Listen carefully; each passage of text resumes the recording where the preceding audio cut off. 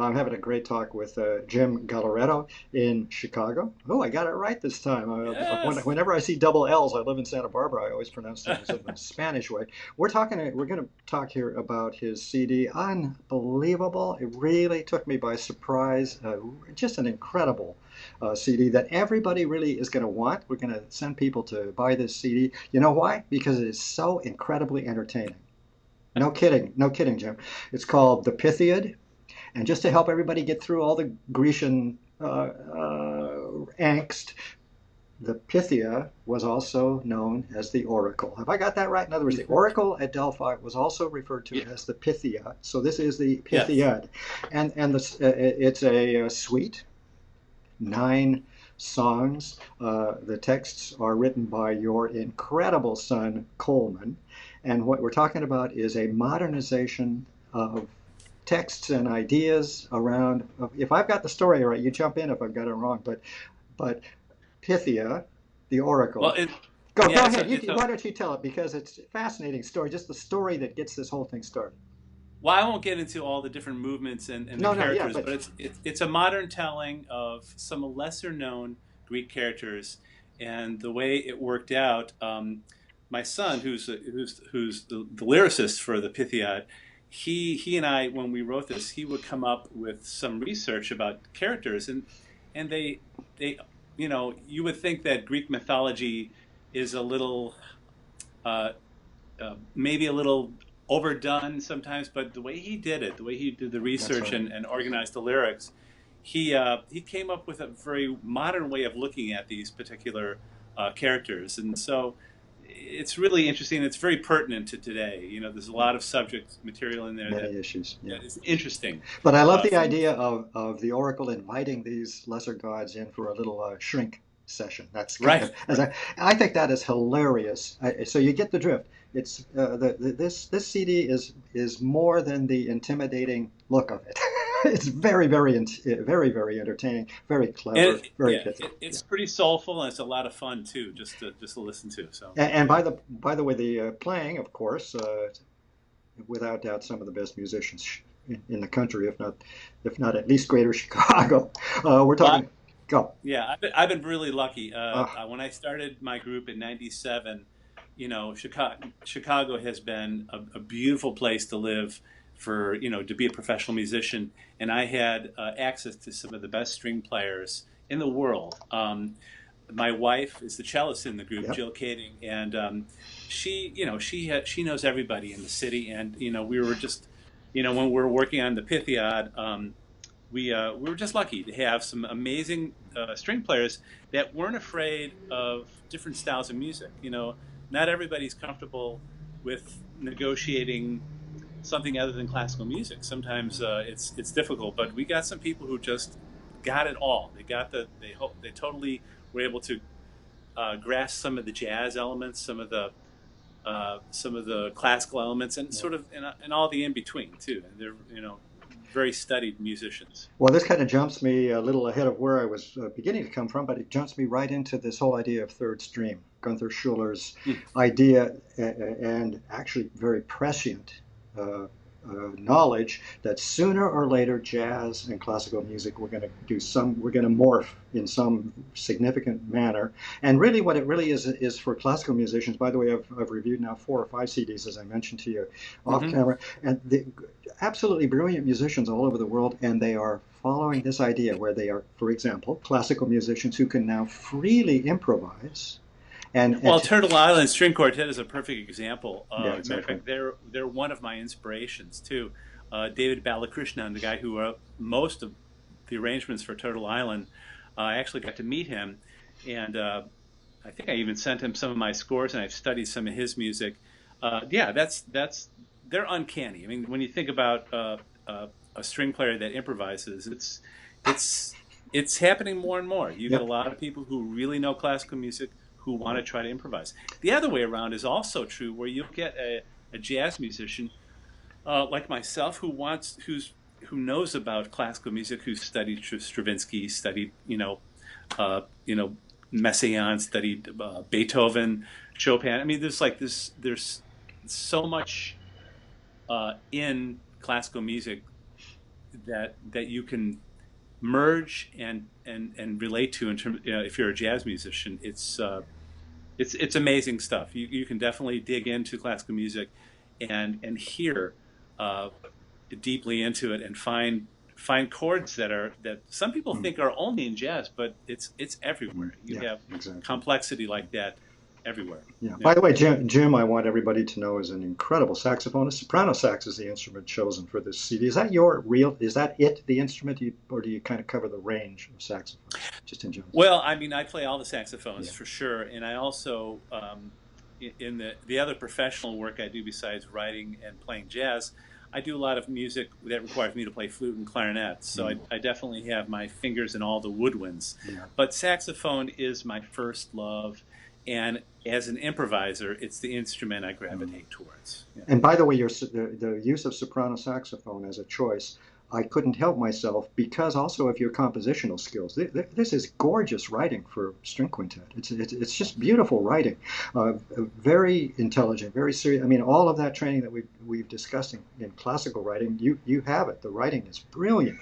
It's really brilliant. But the way you use soprano saxophone is so gorgeous. You basically make a giant pitch for the instrument, as far as I'm concerned. I was Well, enchanted.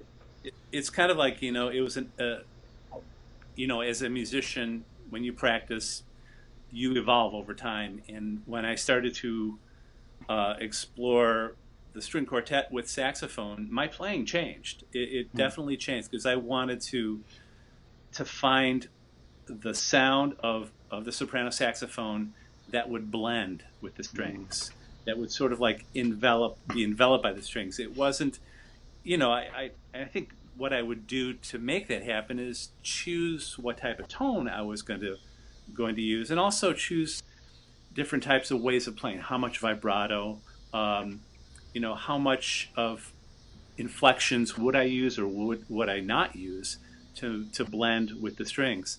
Um, it's evolving to this day. I mean, the first time I recorded with Jazz String Quintet was uh, was in 2007, and I did some work with a string group and Kurt Elling, Mm. and that was another opportunity to actually introduce.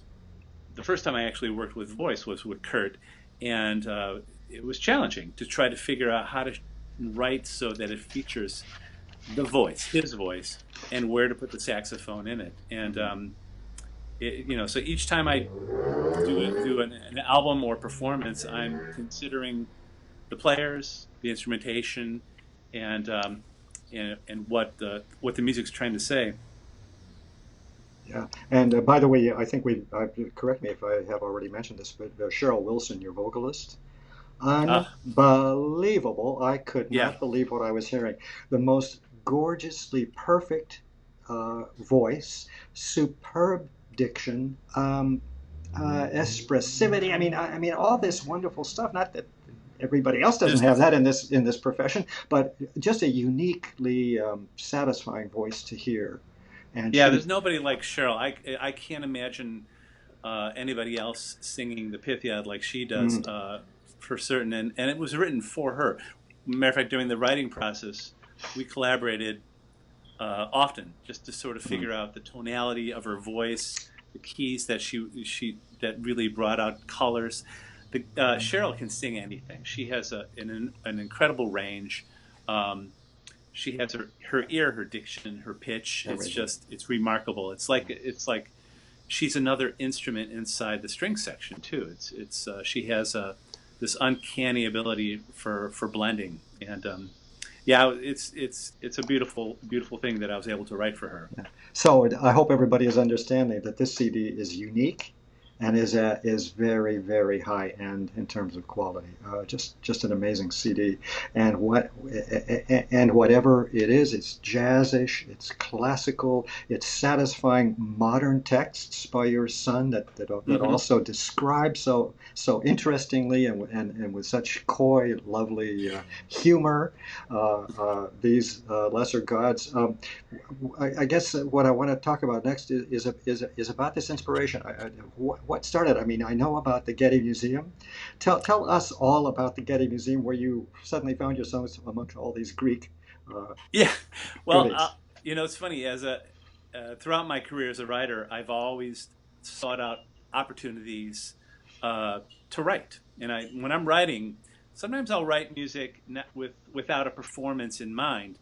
But mostly when I'm writing, I have an idea about who I'm writing for, where it's going to be performed, and so the inspiration for the Pythiad came uh, years ago. It probably was like probably 8 years ago. I wound up at the Getty Museum with another associate of mine, a singer, Patricia Barber, amazing composer, amazing singer and pianist. She brought me out to the Getty to do a performance out there, and it was wonderful. And the person who hired Patricia was able to request me because we were friends. He said, "Bring Jim out. I want him to Ah, play this."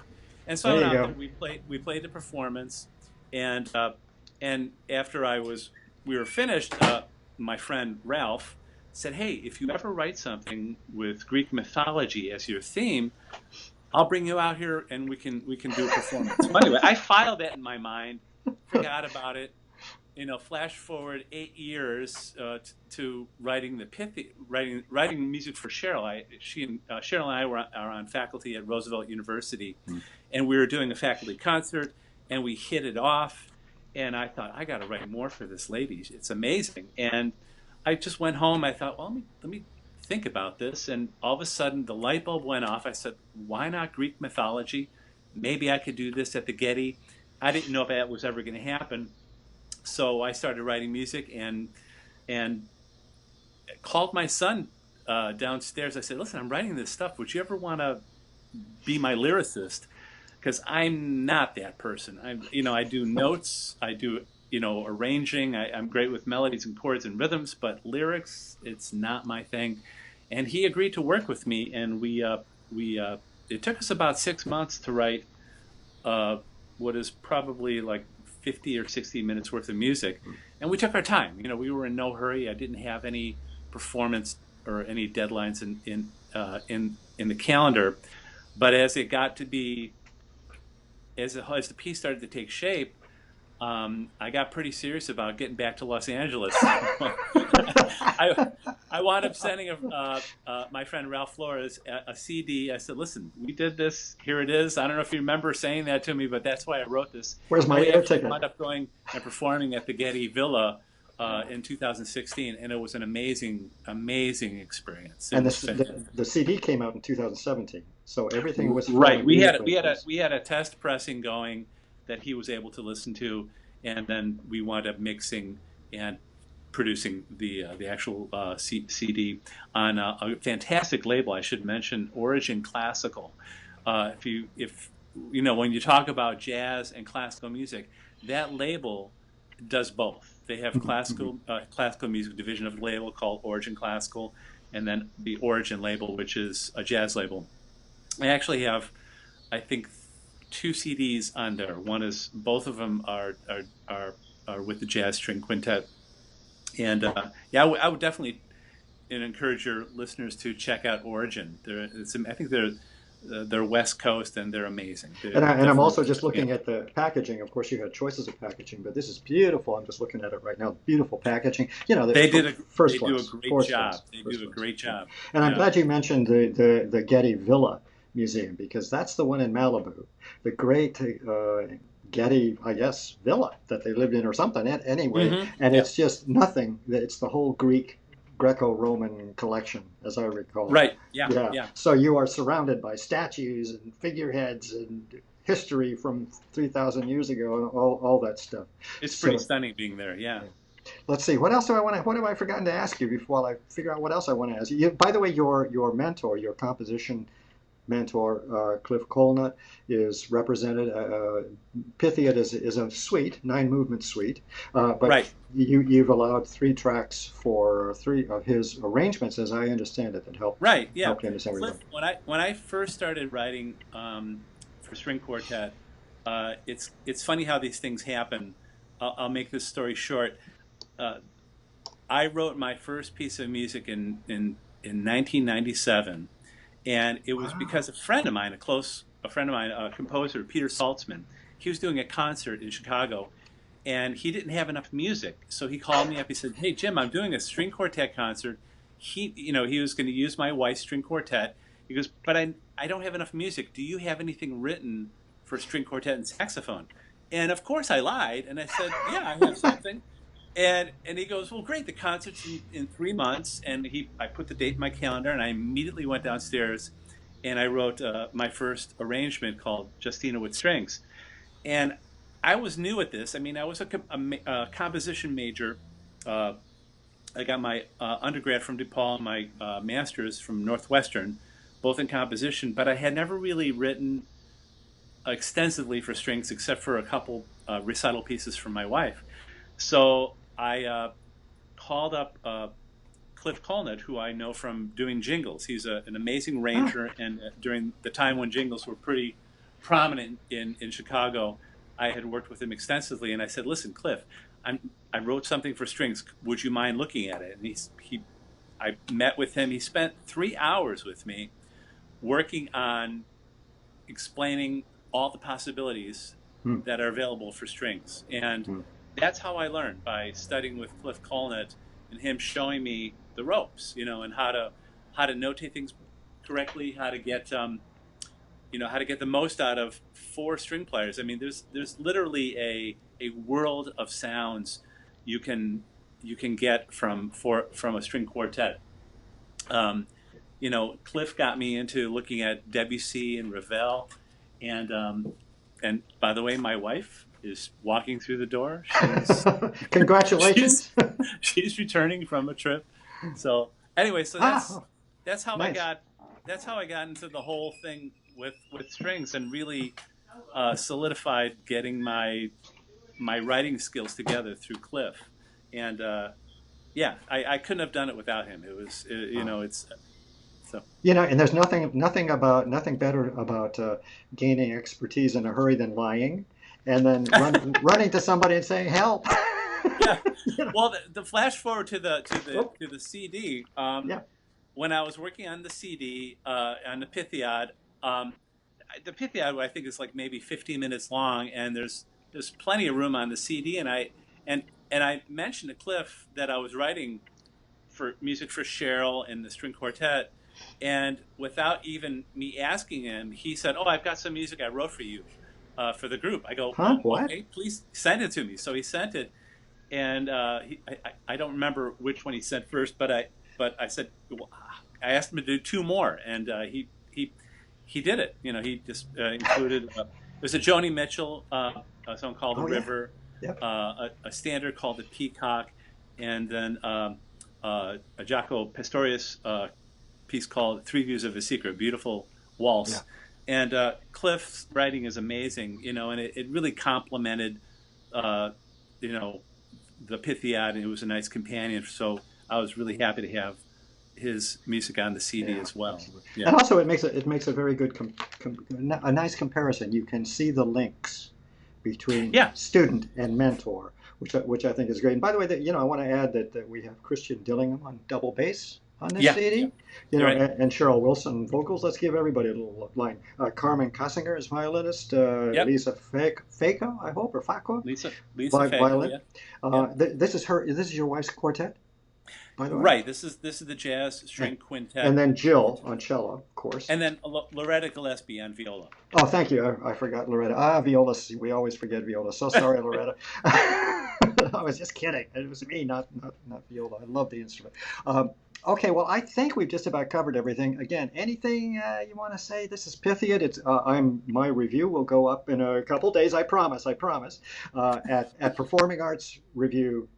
Okay. performingartsreview.net, and I'll send out a big e-blast. I think you're going to be with three or four others as I try and get caught up. My mistake starting this whole thing about a year ago was that I figured it would be easy. You sit down, you listen to the CD, you write your notes, you write the CD. Okay, next day, 7 a week, no problem. Nah, not even. Yeah. Right. Maybe 2 a week is what I can Well, can muster. it's great that you're doing this, because it's really nice to have a person like yourself to give perspective. Mm. And when you're so close to a project, and you hear somebody's unique viewpoints, and it's just great that you're doing this. So Well, thank you for doing it. many Yeah. thanks as well for introducing me to yourself and the Pythiad. This is about number 5 or 6. There are plenty of CDs. I'm going to put all that info up so people can do a good exploration of you and your music making and the quintet's music making. Uh, Jim, hang on. Where's your last name? Well, there it is. Jim Gailloreto. That's right. Closer. That's very good. I want to thank you, composer, soprano saxophonist, creator of the Pythiad. I want to thank you very much for giving me a few minutes there in Chicago. Thanks. Thank you, sir. I appreciate it. Okay, hang on. Let me click off.